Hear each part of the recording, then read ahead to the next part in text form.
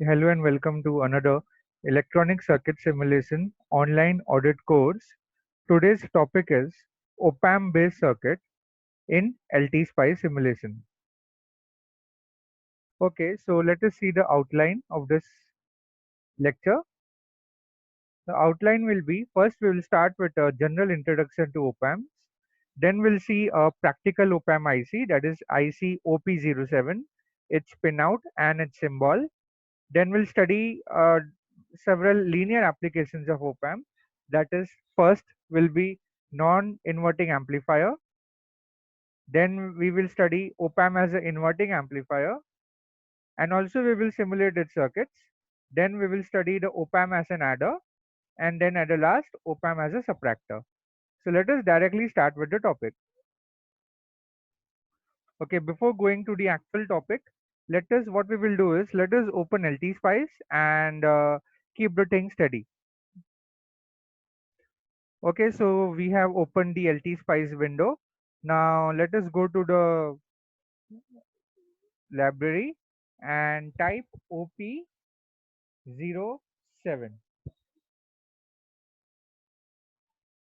So this is our op-amp which we will be studying in this online lecture. Let me just expand it. Okay, so let me keep this in one side of the screen and other things aside. Let me just turn on the grid.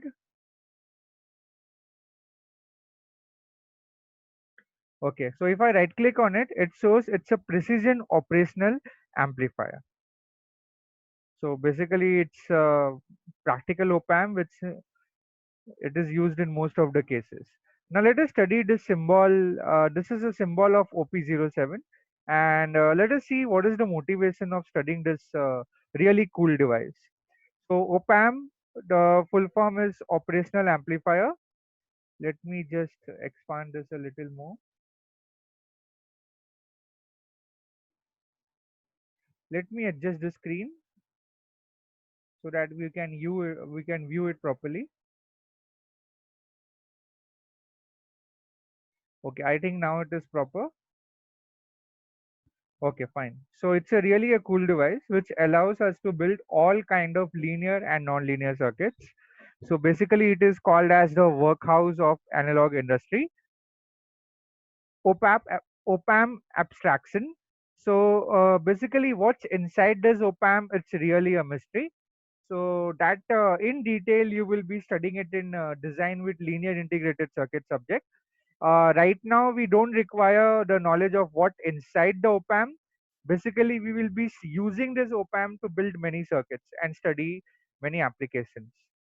So let it be a mystery only what's inside this op-amp. So let us give you a real life example so that you are comfortable using, but without knowing how it works from inside. So let's say if you have a food processor, like for example a mixer or a food processor. So you know the interface, you know how to use the food processor. You have the buttons and the variation in speeds, but you don't know what's going on inside this food processor. Let's take an example of a car. So about the car, you know how to draw it. Well, you might know how the steering wheel works. You know how to accelerate the car and how the gas pedal works. You know how to apply the brakes. We know the interfaces of the car, but we have no idea what's really going on inside the engine. So, but we are still quite comfortable using it. That is using the car. So, such is the case with op-amp. We don't know what's really going on inside this op-amp, but it will be really cool to use this using external components. So this is the device representation. So this is my op-amp. It's like a triangle shape with a minus plus sign over here. So these two are my input ports.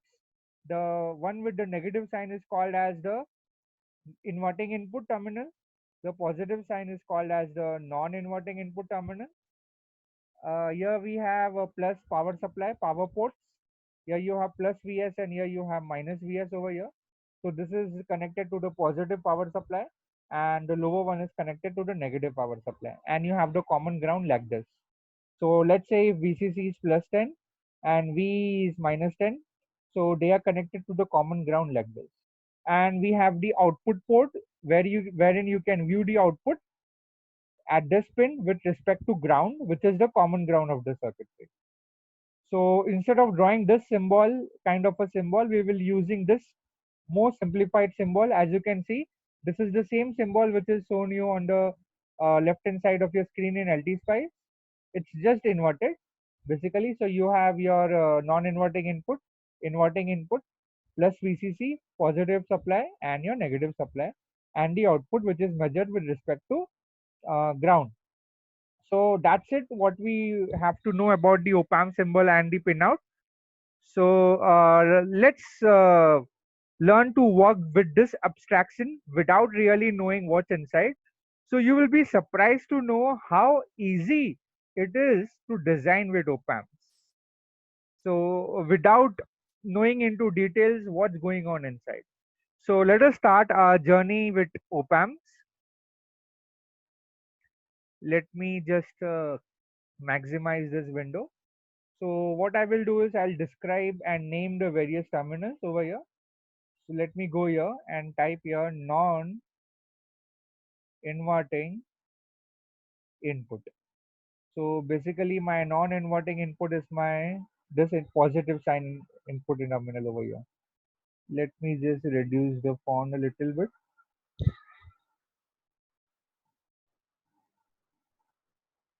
So this is my non-inverting input,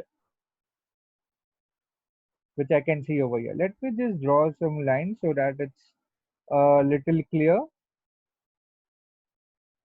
So this is my non-inverting input.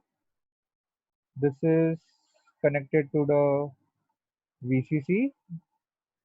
This is connected to the negative power supply, and at the output you have the output port. So let me just complete this. So this is the negative sign is my inverting input. Here is my inverting input, and this is my positive power supply. We can call it as plus VCC. So this is plus VCC, and the below one is my negative power supply, the DC power supply. So let me just write it as minus VE, and this is my output terminal measured with respect to ground. So this is my output terminal. Remember, it is measured with respect to ground. So this is my symbol of let me just describe it. The symbol and pinout of op-amp OP07.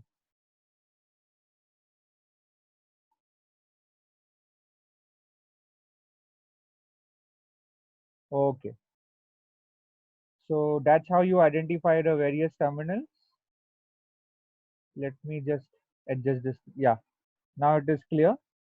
So this is my plus VCC, minus VE, inverting input terminal, non-inverting input terminal, and my output terminal. So these are my main terminals which I use very often in an op-amp. And OP01 IC, it's an it's in precision op-amp, precision operational amplifier. It is a little better than its counterpart, that is op-amp 741. So we also use this op-amp, which we will be explicitly studying in the next semester in linear integrated circuit design. So we also use IC 741 in most of the cases, but OP07 is a little better compared to IC 741 in most of the cases, in most functionalities. So now let us move on to the next point. Now what we will do is we will study inverting and non-inverting application of op-amp in LT Spice directly. Now since we are not doing in-depth analysis of inverting and the non-inverting mode, it will be easier for us to work with in the LT Spice environment. So let us start. Let me open up the new schematic, and let me start building up the circuitry. Okay, so first I'll go here and select my op-amp OP07. Okay, so to make it in the inverting configuration, you have to apply the input in the, let me select the input from here. You type here voltage. So we'll apply a sinusoidal voltage and place it over here. Let's say I place it over here. Then also you need to connect two external resistors. So that's it. What is needed actually. So I have one resistor over here. I just rotate it by Control R. So I place one resistor over here and I place another resistor over here. So I have to join them now with a wire. I'll do that. So first connection will be from here to here. Second connection will be this to the inverting input terminal. And let me connect this resistor to the power supply. And let me connect here the ground. So what is missing now? What is missing is my power supply. So I have to give a power supply also. So for that, I have to select two voltages, one over here, and the second one is already over here. So I will drag it over here. So I'll to connect two sources back to back like this, and I'll connect the wire to join them, and I have to label the terminals now. I have to take the common ground terminal from here and connect it to ground like this. So this is my common ground terminal. I have to connect it to the ground. The upper portion I will call it as VCC,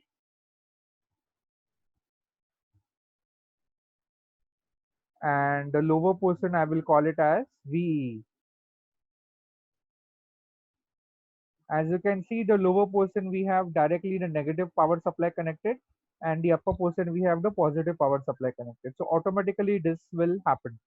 And I have to give the power supply voltages. Let us give plus or minus 12 volts. So here I'll give 12, and here also I will give 12 volts. And now let me also connect it VCC and minus VE over here. So let me take, okay, a wire, and let me just call this, label this node as VCC. So I have called this as VCC, and I will call this as VE. So let me just drag this resistor a little up so that there is a little more clarity inside the circuitry.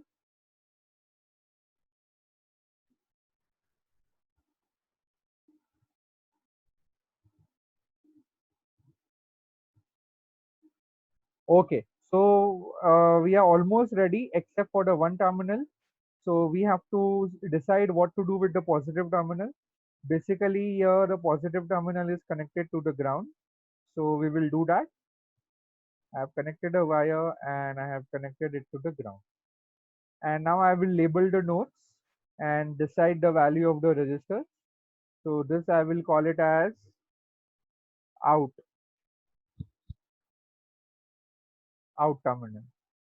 And now I have to rename this. This is my supply. I'll go to advanced, and basically first what I will do is I don't want I want a sine wave. So I'll go to right click on this source. I'll go to advanced and click on sine. Well, the DC offset I want it to be 0. Let's say that the sine wave has an amplitude of 5 volts peak. So it will be 10 volts peak to peak. Let us say that the frequency is around 1000 hertz. So here it is. This is my sine wave source. Let me call this as my in. INN. Let me rename this as RF because that's actually a feedback register. Now feedback register, why? Because it is connected between the output and the input side. So hence the name RF, and this I'm naming it R1 only. Let me give some values over here. Let me give this value as 20 kilo ohms, and let me give this value as around let's say 5 kilo ohms. Okay, so we are ready. So it's exciting to know what this circuit will do. So basically, this we have proposed it to be a inverting amplifier. So what is the meaning of inverting amplifier? We'll understand after we view the waveforms. So let us start. So to simulate, we'll go to click on the simulate button and click on run. It will ask for the timing parameter. Well, we have given sinusoidal wave of 1000 hertz. So we can give over here 1 millisecond, but that will give us only one cycle. So at least we require 3 cycles. I'll give you 3 milliseconds and click on OK. So as soon as I do that, I'll get a blank screen with the x-axis starting from 0 millisecond to around 3 milliseconds. Now what I have to do is I have to right click on this blank screen and click on plane plot. I can click it on the add trace directly. No need to go it on the plane plot. Add trace. Now it will ask you what to trace. So we want to see input. Click on OK. So input we have defined it as 5 volts peak. So it is basically 10 volts peak to peak. Let us what we will do is let us reduce the amplitude of the input. I'll explain you why. Let me make it 1 right now. I'll explain you this a little later. So I have given 1 now. So the input is around 2 volts peak to peak. Now let us try to plot the output on the same graph. So add trace again and plot V out. Oh, so what do we have here over here? So as you can see in your screens over here, we have an input which is of the amplitude of 2 volts peak to peak, and we have an output which is exactly around what we can say this is 4 volts peak, and the negative side also you have -4. So total 8 volts peak to peak. So and we have exactly 180-degree out of phase output with respect to each other. So the input waveform and the output waveform have a 180-degree out of phase shift between them. Now let us try to understand what is the meaning of this. So first of all, let me just write what we have achieved so far.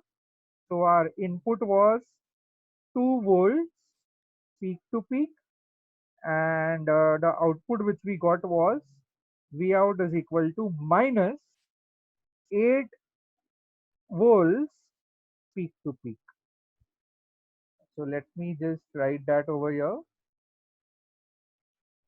So this is what we got it from the waveforms. The output waveform is 180-degree out of phase with the input, and the output waveform amplitude is 8 volts peak to peak, and the input waveform amplitude is magnitude is around 2 volts peak to peak. So that's what we have written. So for any system, the output upon input is the gain. So in this case, both input and outputs are voltages. So what can we write over here? We can write voltage gain. So what is the voltage gain of this circuit? V out divided by V in. So in this case, the voltage gain of the circuit is -8 divided by 2. Okay. So it will be actually -4. So let me just add it over here. Yeah. So what is the voltage gain of this circuitry? -4. Now let us describe what this means actually. Now this circuit name is actually called as inverting. Let me just reframe it. Op-amp as inverting amplifier. So that's a big achievement actually.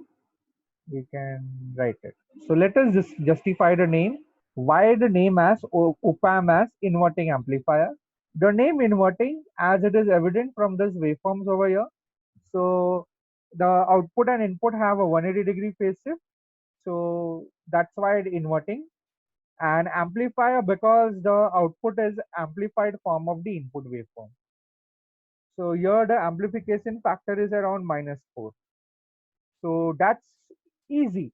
So what we required was we required a single op-amp, we required an external AC supply, we required a dual plus minus DC power supply, and we require a mere two resistors to build a gain of around -4.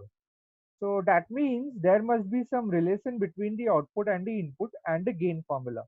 So yes, indeed, theoretical gain formula, that is AVF of an inverting amplifier, is given by minus resistor RF divided by R1. So this is the theoretical formula which you will be deriving. Right now we are not deriving it, we are using this formula directly. So this is the formula which we have used over here. So let us say this, in this case the RF value is 20k and the R1 value is 5k. So indeed, after you substitute minus 20k upon 5k, you will get as minus 4 only. So hence the theoretical and the practical formula are exactly matching. So let us try with some different numbers. So if I make this as 25, so now the gain should be around -5. Let us check that. So let me run this again with the new values. Yes, as you can see over here, the peak to peak value of the output has changed to 5 volts, and below also you have -5. So now peak to peak amplitude of the output is -10, and -10 divided by 2 will give you -5. So indeed, the the voltage gain of this inverting amplifier is dependent upon the external resistors only. Now imagine doing this thing with the BJT amplifier. We have to deal with so many things. That is the coupling capacitors, and a big design is there for making a BJT amplifier as a amplifier, and we have to care about the biasing of the transistors. Nothing as such. So the op-amps has made the life so simple. So just to make an amplifier, just we require two resistors, external resistors. That's it. So I hope that this op-amp as inverting amplifier topic is clear. Now let us go to op-amp as non-inverting amplifier. So for op-amp as a non-inverting amplifier, let us go back to LT-SPICE screen and let us click on the new schematic. So again, we will start with the library, the symbol, just type here OP07 and place it on the screen. Next is we want two resistors, R1 and R2. So I have to rotate this Control R in order to make it horizontal. And I'll place one resistor over here as previously and one resistor over here. And I require a few power supplies, and I require two voltage sources, DC voltage sources. I'll place it one over here and one over here. And I have to give them the label and the value. So I have to take the common ground as we have explained earlier. We have to take the common ground from here. So let me join this to common ground, and I have to label this as plus VCC. So it will be treated as a positive DC supply, and the bottom one as VE minus VE. So I will give it plus or minus 12. So upper one I'll give plus 12, and the lower one I'll give it 12. Because it is connected to the negative side, it will automatically treat it as minus 12. And let me label this supply voltages over here, so that we have powered the op-amp with plus or minus supply. So we have VCC over here, and here we have VE. So labeling is very powerful tool. So if you have a complex circuit, we can separate out the DC sources like this. Now we have to join this. So this register will be connected to one of the terminal will be connected to the output. Over here we have connected this to the inverting terminal, and over here, and now we are almost ready, but we have to decide where will be the input terminal, input AC input go. So I'll click on another voltage over here, and I'll place my AC input terminal over here. So basically what does it mean is, here the input will be applied to the non-inverting input terminal. So I will take one terminal from here, and I connect it to this over here, and I also join the ground. Okay, and this terminal cannot be left open, so I have to connect it to ground. So I'll connect this to ground, common ground. So here it is, I've connected it. Now I'll label the output node as out. I label this node as out, and I label this node as in.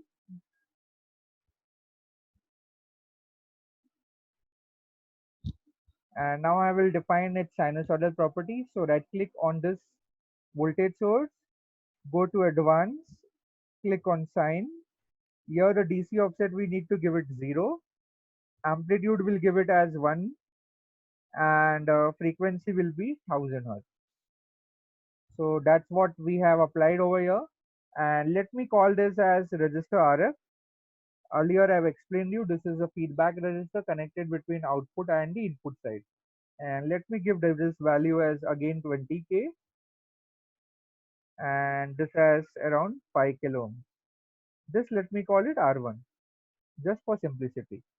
So we have a circuit ready with us. This is possibly a non-inverting amplifier using op-amp. Now we have to simulate this to understand its more characteristics. So what we will do is we'll first save this file, save as. Let me just save it as a non-inverting amplifier. Okay, after saving this file, it is easier to view the simulation. So go to simulate, click on run. Since the frequency is around 1000 Hz, time period I can give it around 3 milliseconds, and I click on OK. So as expected, the output screen is starting from 0 and ending to 3 milliseconds. Now we are ready to view the input and the output waveforms. I'll right click on this and click on add trace. Then I'll click on V in. So it is very clear that V in is my input and V out is my output. If I would have written V in, if I would have labeled this as V in, it would have been looked as V of V in. So hence I have written it as in. So plot V in. So we have over here V in, that is a sinusoidal signal. 3 cycles. Why? Because time period is 1 millisecond, and the frequency is around 1 kilohertz. So here the time period is 3 milliseconds. So hence the 3 cycles. Now the input waveform is around, as you can read out from here, it is 2 volts peak to peak. Now let us check the output waveform. So here is my V out, and I click on OK. So let me expand this and understand it. So one thing to notice is the input waveform and the output waveform are in phase with each other, as you can see. So there is no phase difference between the two at all. Also, the output waveform peak value is at 5 volts, and the negative peak is at around minus 5 volts.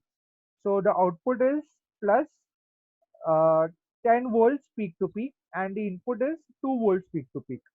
So let me write over here. The input is V in is around 2 volts peak to peak, and output V out is plus 10. Why plus 10? Because the input and output are in phase with each other. So let me add this value over here. So here my input waveform is 2 volts peak to peak AC, and my output waveform is the amplified form of it by a factor of pi. So here one more thing to notice is the input and output are in phase with each other.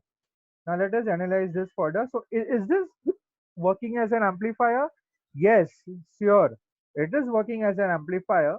The For the simple reason the output is an amplification of the input by magnitude of 5 times. So if the input peak is 1, the output peak is 5, and if the input peak is -1, the output uh, highest peak is -5 in the negative direction. Now let me just write the gain over here. So this is also working as an amplifier. Now gain of this system will be V out divided by V in. So you can have to write over here, that is 10 divided by 2, which is 5. So surprisingly there is no sign change over here, and we have simply the gain formula will be output upon input. So this must be a voltage amplifier having input and output both as voltage terms, and the gain of the system will be pi. So indeed this can be called as a non-inverting. So I have to write over here op-amp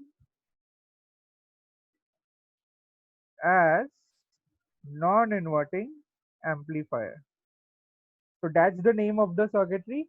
So we have derived its name from the functionality of the circuitry. So that's the beauty of it. So this is this circuit over here, which you can see it in your screens, developed in LT-Spice, is basically a non-inverting amplifier. Now let us write the theoretical formula. So the theoretical formula, that is AVF of a non-inverting amplifier, is given by 1 plus RF divided by R1. So this is the theoretical formula. Let us check whether it is giving us the same result. So it is 1 plus Rf upon R1. Rf is 20, R1 is 5K. So that is 1 plus 20 upon 4, that is 5. So again the theoretical and the practical values are exactly matching. Let us change this number and let us check if it changes or no. Let me change it to 25, and now I am expected to get, that is 25 upon 5, that is 5. So 1 plus 5, I should get a gain of 6. Let me run this again. Let us check this. Oh yes, we are getting the gain of peak amplitude as 6 volts now. Earlier it was 5, now it has changed to 6, and the negative peak is also around -6. So indeed this formula is correct, and our circuit is behaving perfectly as a non-linear amplifier. Now in this both linear and non-linear amplifier, the reason why I have given the input as around 1 volt is because the maximum output voltage over here, that is the maximum AC output over here, cannot exceed the power supply voltage. So here the maximum AC output cannot exceed supply voltage. So there is a theory behind it. You will be learning it whenever this happens. But just to have a caution that the maximum AC voltage cannot exceed the power supply. So your power supply peak to peak is around 24. So actually you keep a slightly lesser. So it's called as the saturation voltage. So if it is plus or minus 12 volts, so let's say the saturation voltage is around plus or minus 10. So you cannot have a output AC output having an amplitude greater than plus or minus 10. So let's see what will happen if we try to do that. So if I make this amplitude as pi, and according to the formula, the gain should be pi. So the output should be around this is 10 volts, right? So output should be around 10 volts peak to peak. So let me just expand it and see what should happen. Yeah, so you saw over here. So the input amplitude is around 10 volts peak to peak. So according to the formula, it should amplify with a gain of pi. So it should be 50. It is not possible. It will saturate at this value. And this value is around, let me just show you over here. Oh, what has happened? Let me just bring this cursor over here. Yeah, this value is around 11 volts. So this is what I was talking about, the saturation voltage. So you cannot have more than this. So the output will be limited up to this value in the positive as well as the negative peak. That's why I was not giving the input voltage more than 2 volts peak to peak.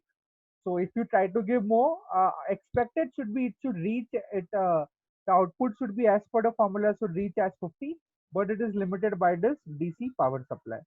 So that's the caution you should take, that the maximum AC voltage in case of any op-amp circuitry cannot exceed the DC power supply voltage.